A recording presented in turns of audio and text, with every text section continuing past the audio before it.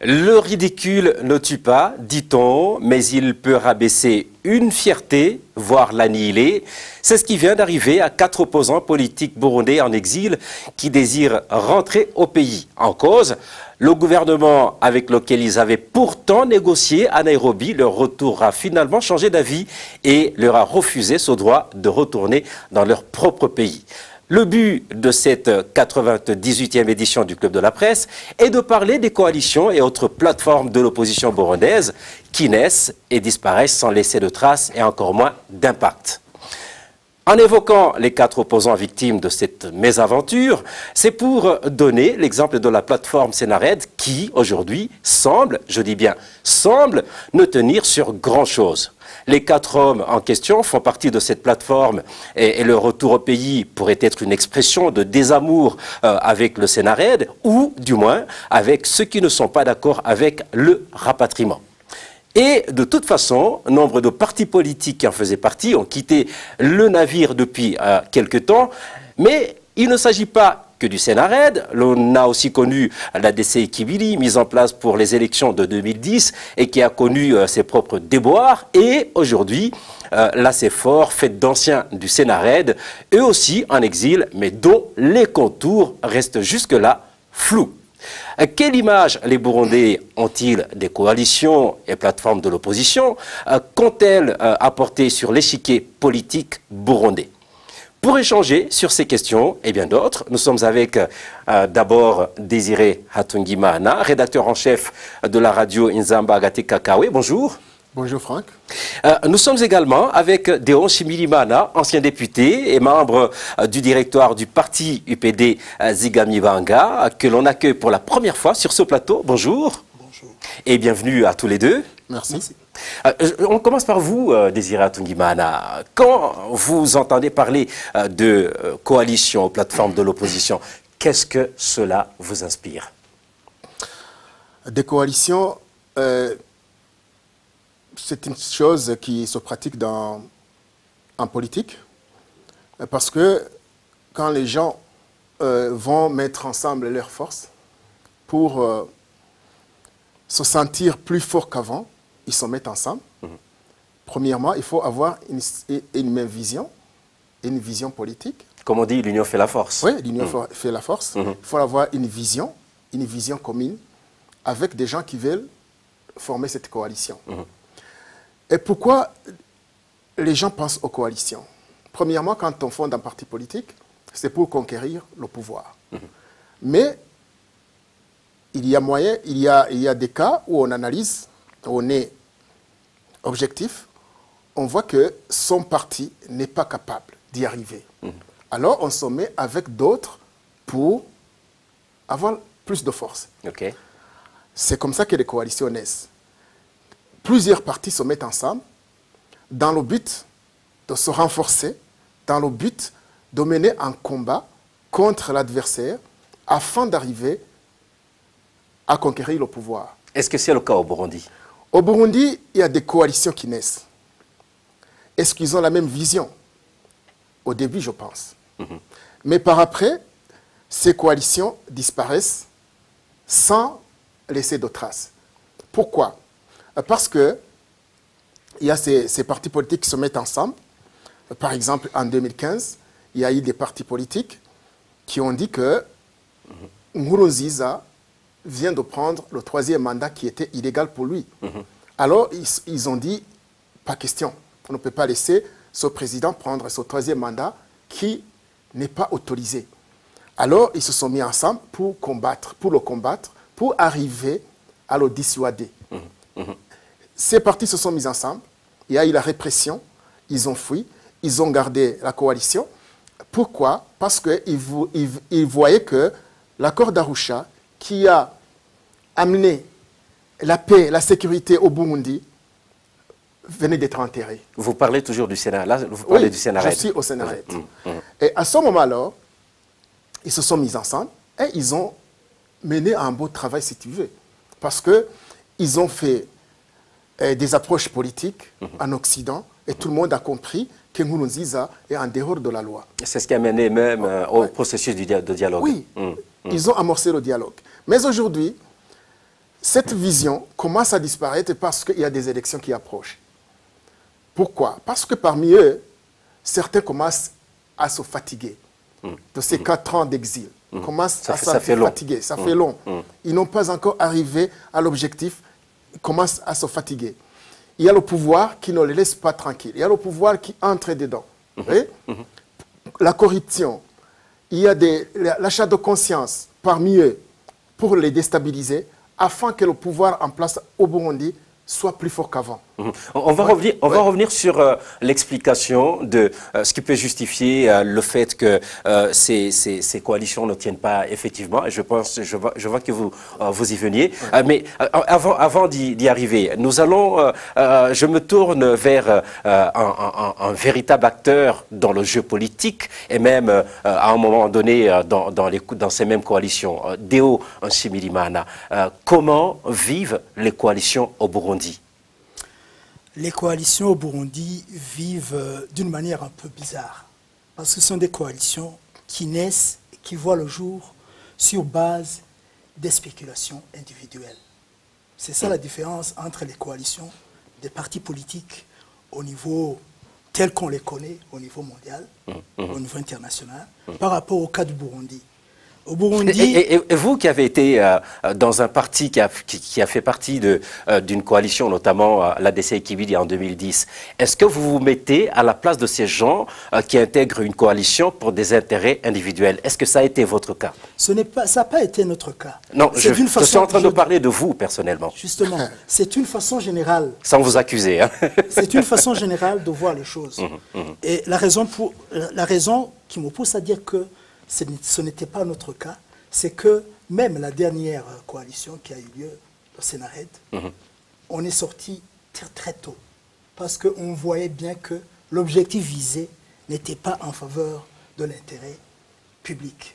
Ça a été une coalition qui a vu le jour au moment opportun, au moment où il fallait informer les gens, au moment où il fallait crier haut et fort que le 3e mandat que Nkurunziza s'attribuait était illégal.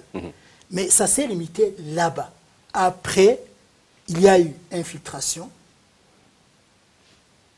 Dû à quoi? Dû au fait que même si la vision était pour défendre l'accord d'Arusha, en dehors, dans les coulisses, il y avait d'autres. Il y avait d'autres intérêts qui étaient négociés par les membres de ces coalitions. Plutôt de cette coalition Sénared.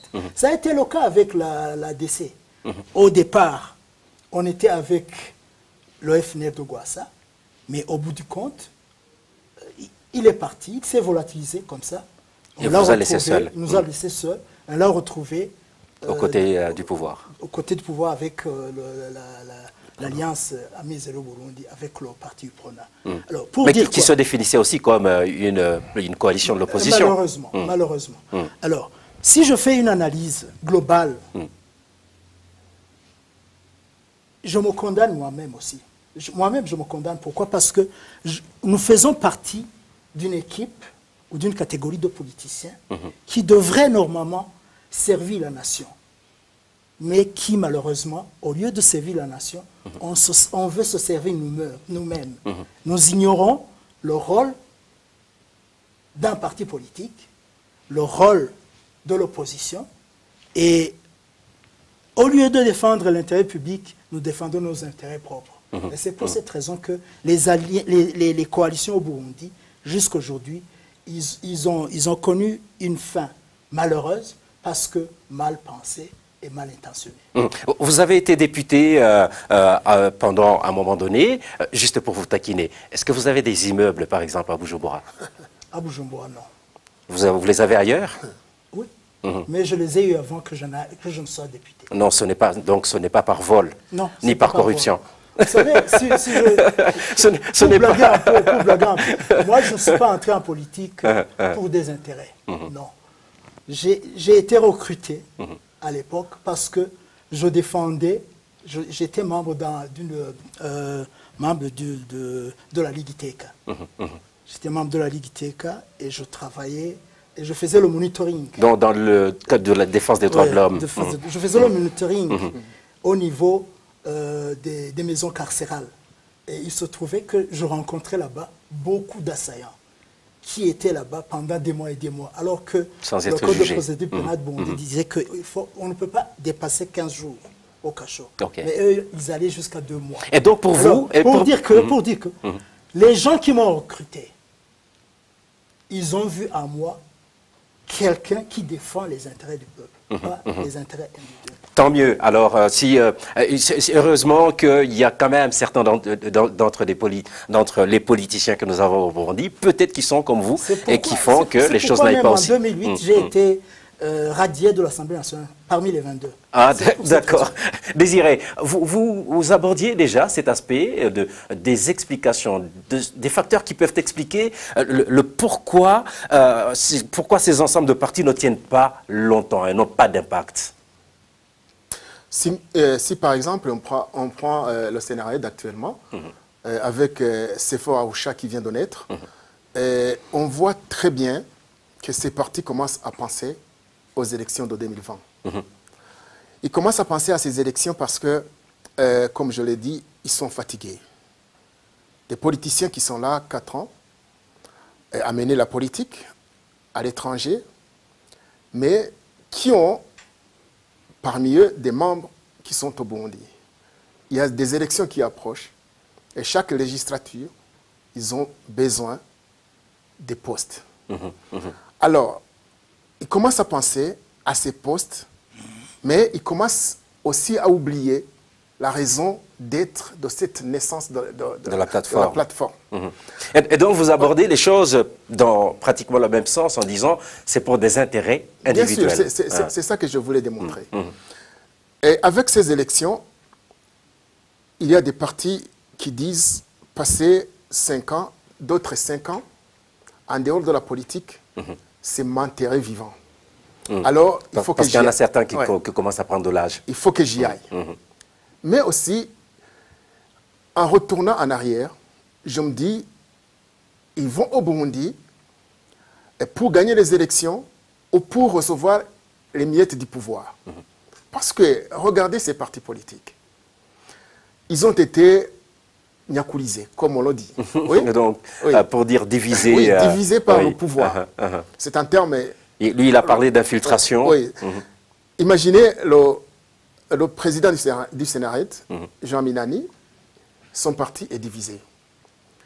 L'Iprona d'Onditije est divisé en 3.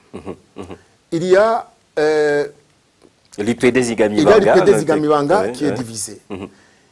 Il y a KZFDD qui est divisé. Il y a les CDP, je ne sais même pas s'ils ont des permanences au Burundi. Alors, ces partis, quand ils rentrent, est-ce que c'est pour gagner les élections ou bien c'est pour accompagner le pouvoir? Se faire récupérer. Oui. Et s'ils accompagnent le pouvoir de Bujumbura est en train de gagner parce qu'ils vont montrer au monde entier qu'ils organisent des élections pluralistes. Tout le monde est là. Même des réfugiés qui étaient à l'extérieur sont rentrés pour participer aux élections. Est-ce que c'est pour participer ou c'est pour accompagner? Ils ont quelle force au Burundi? Sur le terrain. Oui, sur le terrain. Oui. Mais lorsqu'ils étaient ensemble, au Sénat, par exemple, ils étaient à 10, je ne sais même pas si c'est 10 ou plus. À ce moment, l'union fait la force. Oui. Et s'ils rentraient effectivement pour créer une nouvelle coalition à l'intérieur en vue de ces gens qui veulent rentrer? Non, ils ont quelle force au Burundi? Ils ont quelle force?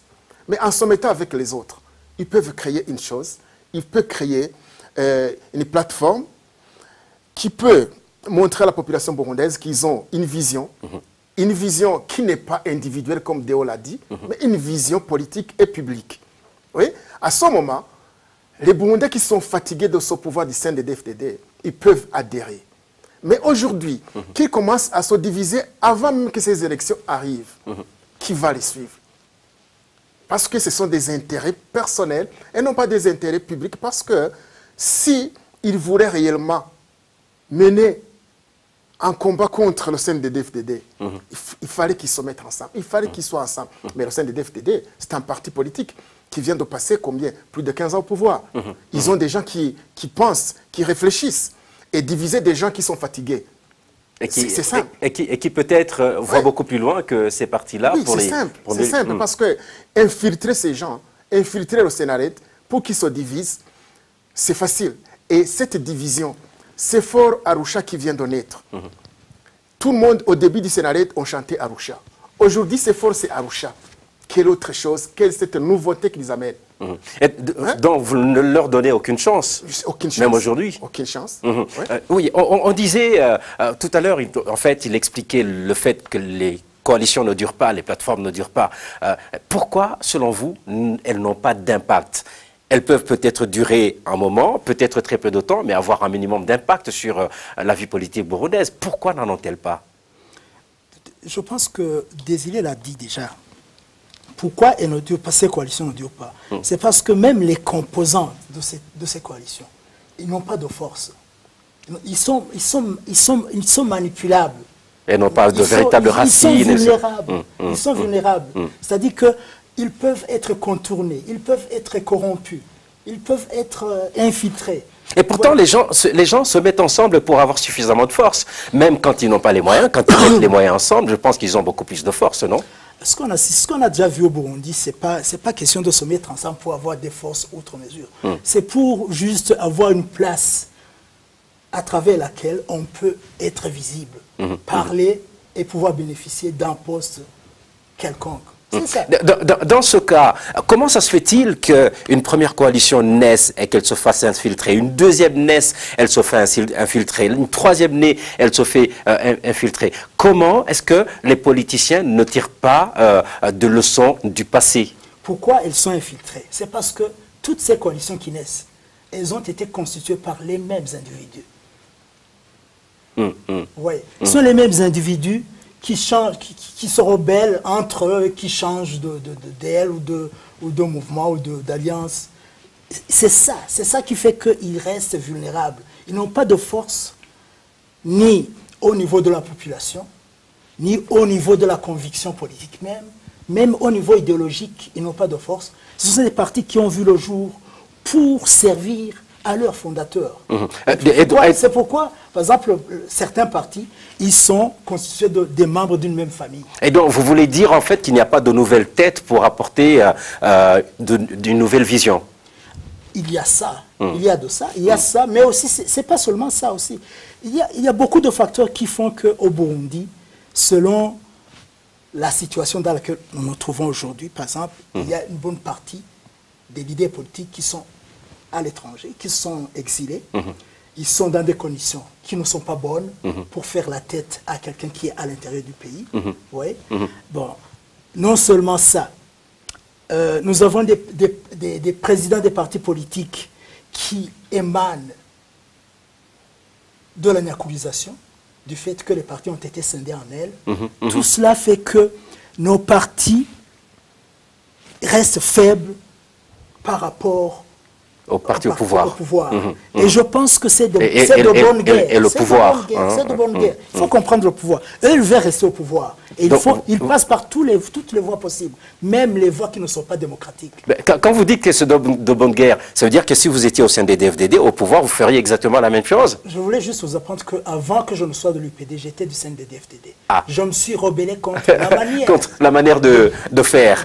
Du sein des DFDD. Désiré, pour terminer cette première partie, est-ce qu'on peut parler de manque de maturité politique? Il y a de ça. Il y a de ça, mais c'est étonnant de voir ceux qui composent ces coalitions. Minani, il fait combien de temps en politique? DTJ fait combien de temps? Des dizaines d'années. Des dizaines, des vingtaines. Il y a un DTJ, il fait combien d'années? Il y a beaucoup, il y a Bamfouguinim-Vila, il fait combien d'années? Depuis Ndada, il était là. Mais ces gens, je ne peux pas dire qu'ils manquent de maturité politique. Il y a une partie de ça, mais il y a aussi la patience, il manque de patience. Regardez ce qui se passe ailleurs. Combien de temps Jacques Chirac a attendu pour être président de la République? Il y a des gens qui font des partis politiques aujourd'hui et après 5 ans, ils sont fatigués, ils commencent à dire pourquoi je ne suis pas ministre? Pourquoi? Parce que au Burundi, les gens cherchent d'être ministres pour s'enrichir, mais non pas pour servir la nation. Tout à l'heure, je lui posais la question, est-ce que ce n'est pas le fait qu'on ne sait pas tirer des leçons du passé? Il y a de ça. Il y a de ça parce que au Burundi, cette maturité politique manque parce que tout le monde qui est placé en politique, il ne pense qu'à s'enrichir. Regardez toi-même au Burundi. Il y a des gens, on connaissait les salaires des uns et des autres. Un politicien qui touchait 300 000 et un journaliste qui touchait 500 000. Un politicien, il avait autour 2 maisons, et le journaliste, il avait même des difficultés de joindre le début du mois. Pourquoi? Alors qu'il a le salaire plus que ce politicien. Parce qu'il est là pour voler, pour piller la nation. Oui? Il y a des gens qui, il va chanter, je suis ceci, ceci, devant la population. Il est élu député, il est élu ministre, quelque part. Mais par après, il est là pour voler, pour piller et pour appauvrir cette population qu'il a placée sur cette chaise. Et qu'il est censé protéger, alors, qu'il est censé, cette patience qui manque au niveau des politiciens, c'est cette patience qui empêche aux policiers burundais de penser à long terme.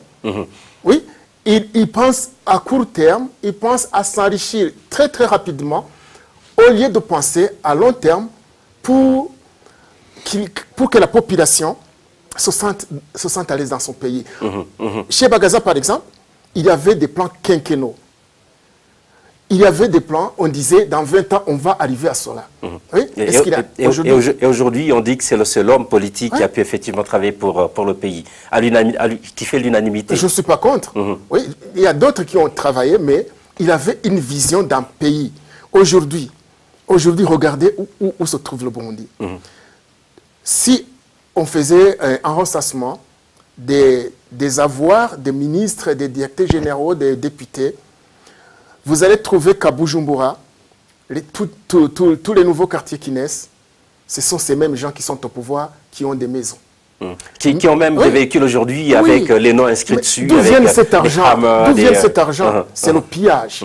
Mais au niveau politique, ils ont laissé quoi à la population? C'est ça qui est dommage. Nous passons à la deuxième partie de cette émission. Je rappelle que vous suivez le Club de la Presse, une émission produite en synergie par les radios Inzamba, Agaté Kakawe et RPA et la télévision Renaissance. Cette 98e édition traite du manque d'impact des coalitions et les plateformes de l'opposition burundaise et de leur courte durée de vie.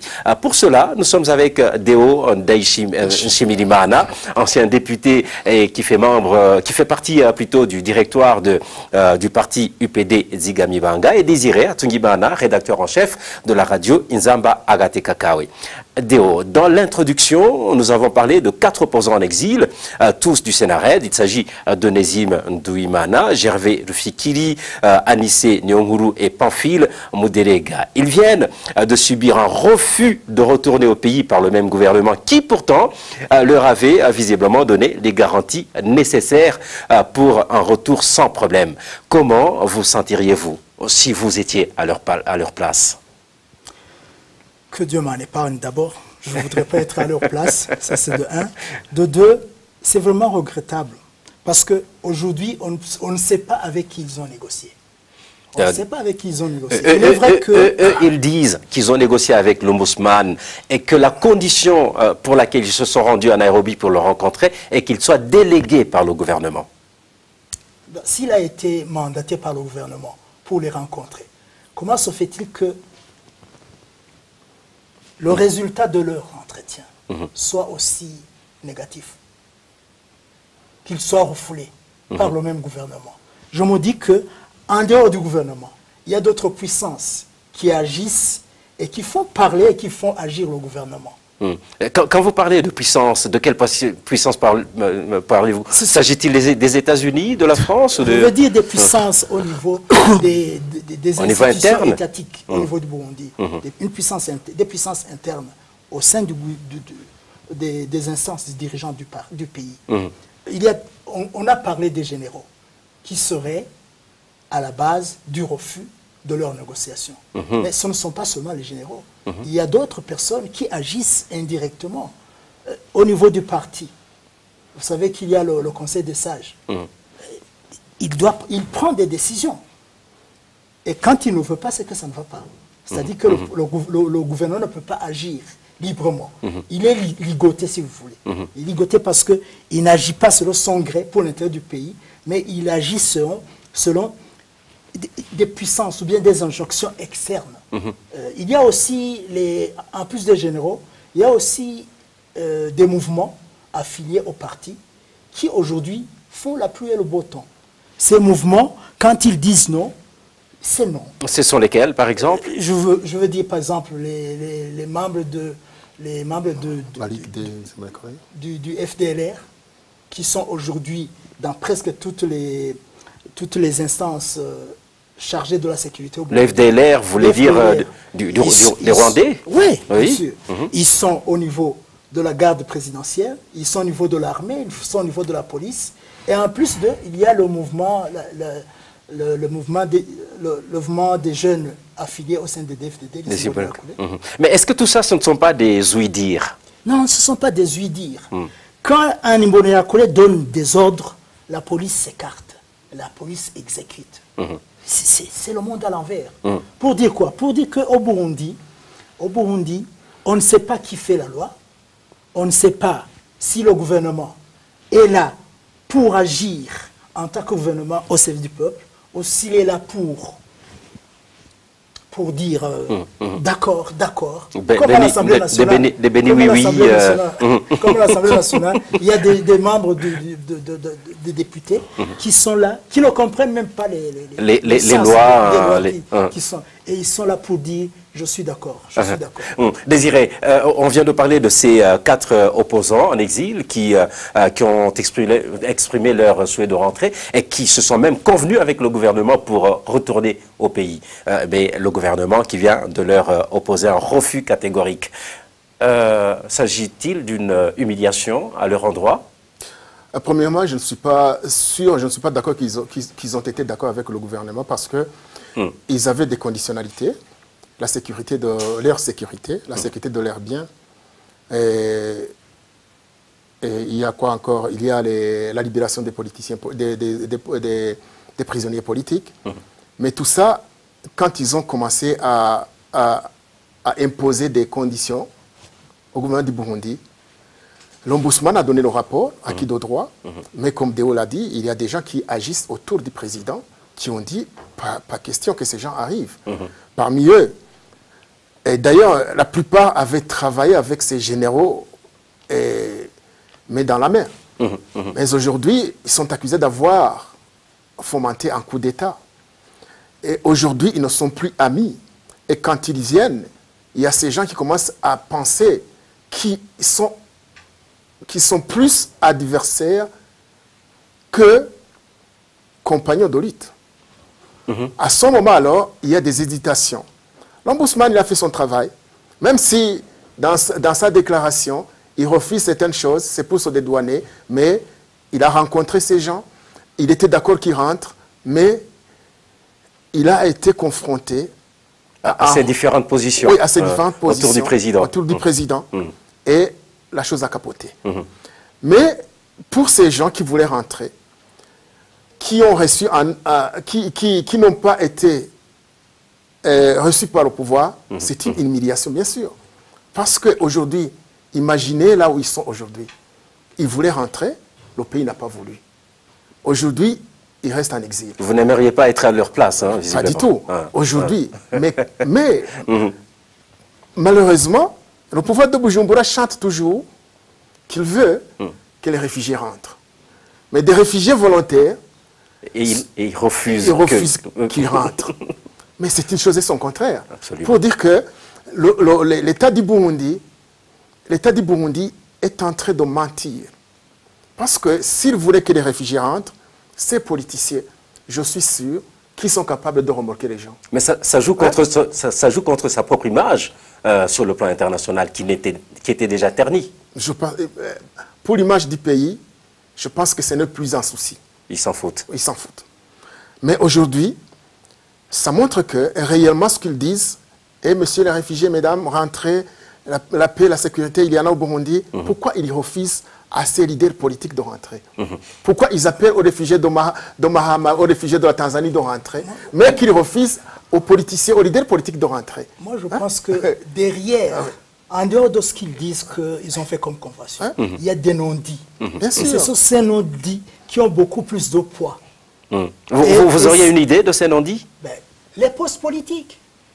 Les postes politiques.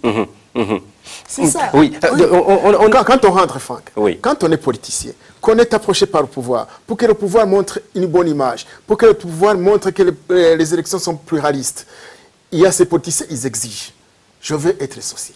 Mais ces généraux qui sont là, qui se battent d'ailleurs pour la succession d'Nkurunziza, ils disent, ces gens, ils viennent nous embêter. Restez là où vous êtes. On achemine vers la fin de cette émission. Déo, quelles sont les conséquences de cet état de fait? Je veux dire, du fait qu'il n'y ait pas des plateformes qui soient sérieuses au Burundi. Vous savez, les plateformes, normalement, ce n'est pas nécessaire. Parce que ce sont des organisations qui naissent par rapport à un événement politique, notamment les élections et tout consort. Mais du fait qu'il y a trop de partis au Burundi qui sont nés dans le sens de s'enrichir, cela fait que même les coalitions, qu'il y en ait 1000 et autres, elles seront toujours défaillantes. Parce que elles naissent dans le même sens. Elles naissent dans le même sens. Je vais vous parler d'un fait qui a été, je dirais, catalyseur de cet effet de choses. En 1993, lors des élections, des premières élections démocratiques au Burundi, les partis politiques qui ont participé pendant ces élections, chaque parti politique a bénéficié d'un Jeep, d'un véhicule pour faire la propagande et d'autres moyens.